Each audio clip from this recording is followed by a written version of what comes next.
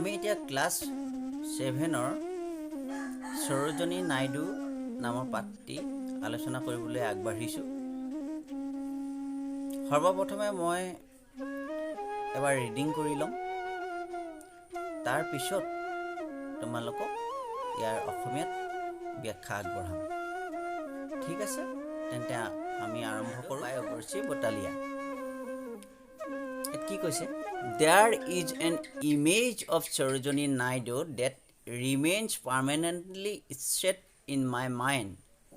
Gandhi was walking on his salt march followed by 70 or so men.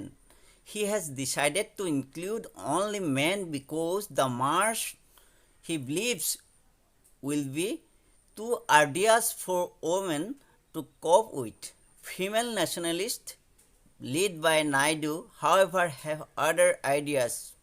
She pushes her way into the procession, amazed but not entirely surprised. Gandhi looked on, and from then on, the Salt March and the campaign as a whole becomes a woman's things after all. Women's things. After all, why not? There are the ones who use salt and who knows what it is about. Why should not march for salt be handed over to men?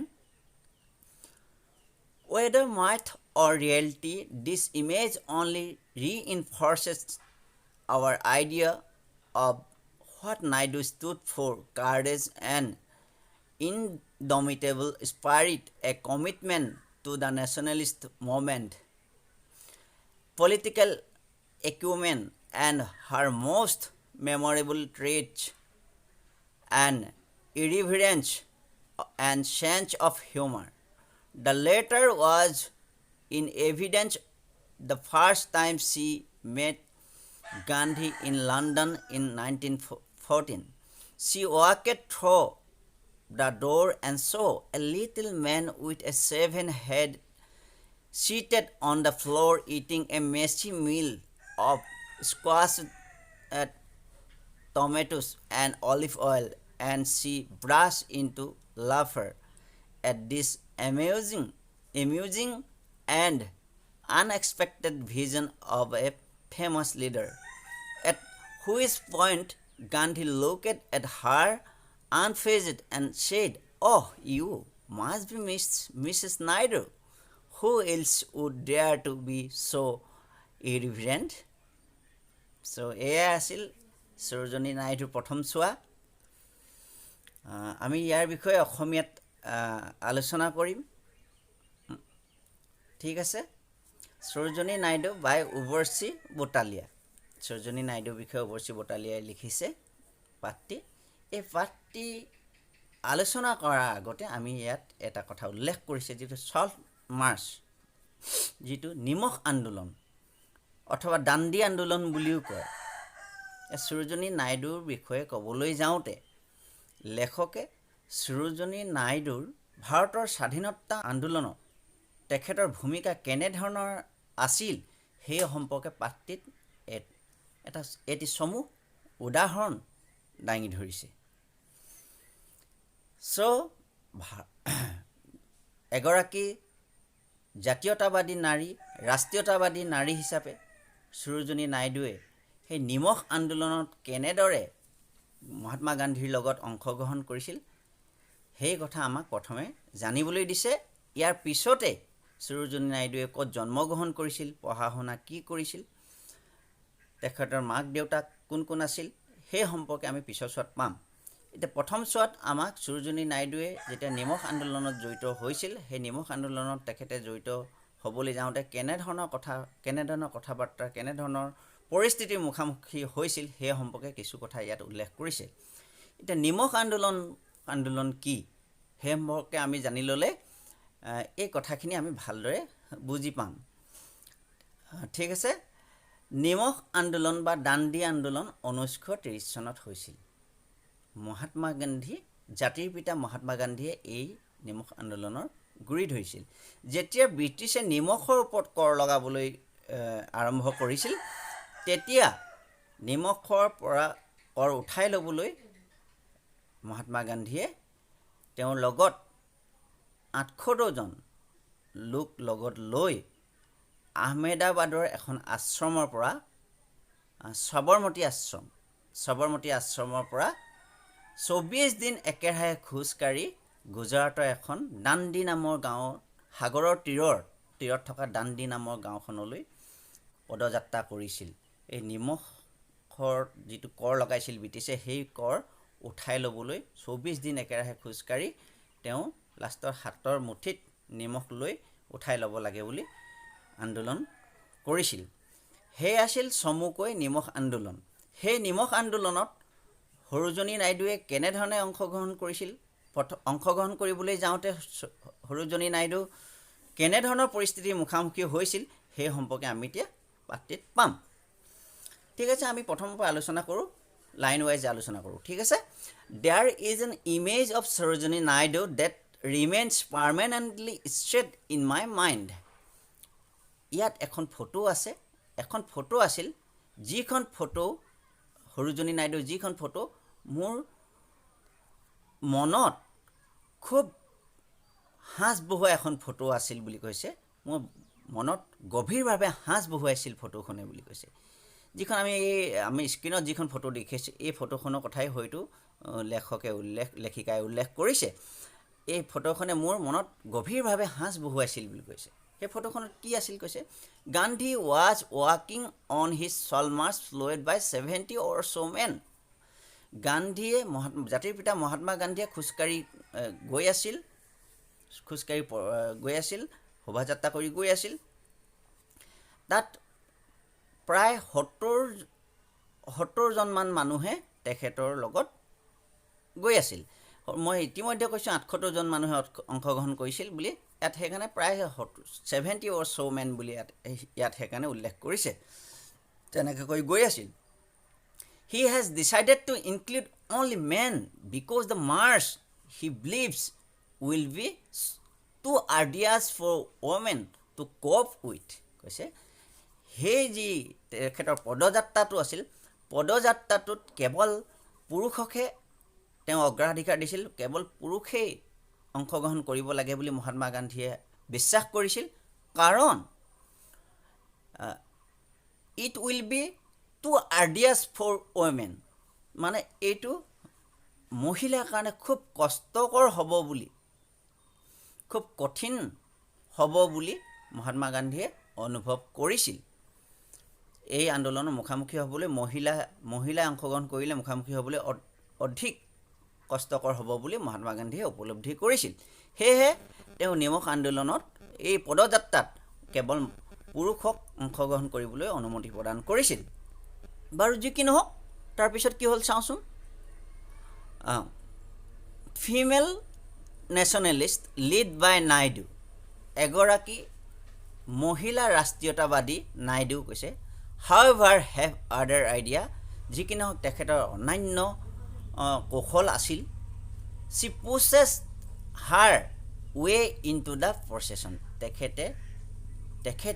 তেখেতেও এই আন্দোলনত নিজকে পুচেছ মানে ঠেলি দিছিল বুলি কৈছে। ঠেলি দিছিল মানে তেখেতেও এই আন্দোলনত জঁপিয়াই পৰিছিল, অৰ্থাৎ আমি সেই বুলি বুজিব লাগিব, তেখেতেও এই আন্দোলনত জঁপিয়াই পৰিছিল।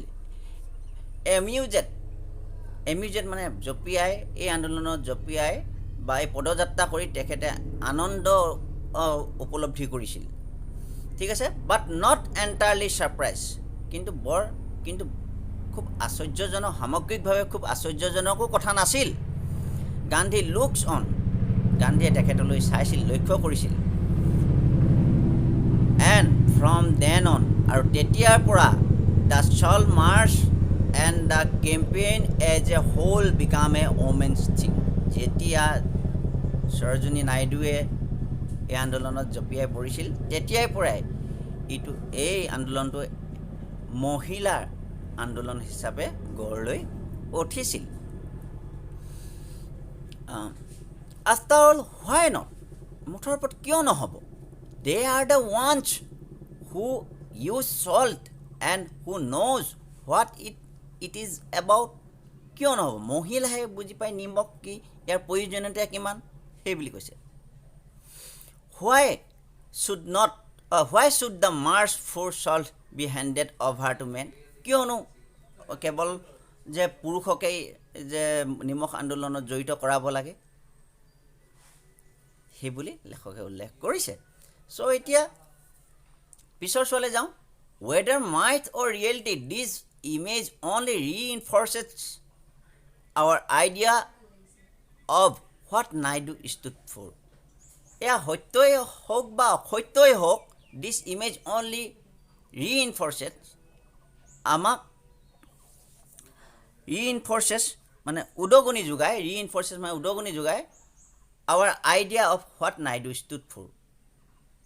নাইডুৱে কিয় থিয় হৈছিল তেওঁৰ কাষত, সেই কিছু কথা এই ফটোখনে কৈ যায় বুলি কৈছে। এয়া সত্যই হওক বা অসত্য হওক। কাৰেজ, সাহস, এণ্ড ইনডমিটেবল স্পিৰিট, অদম্য উৎসাহ, a commitment to the nationalist movement,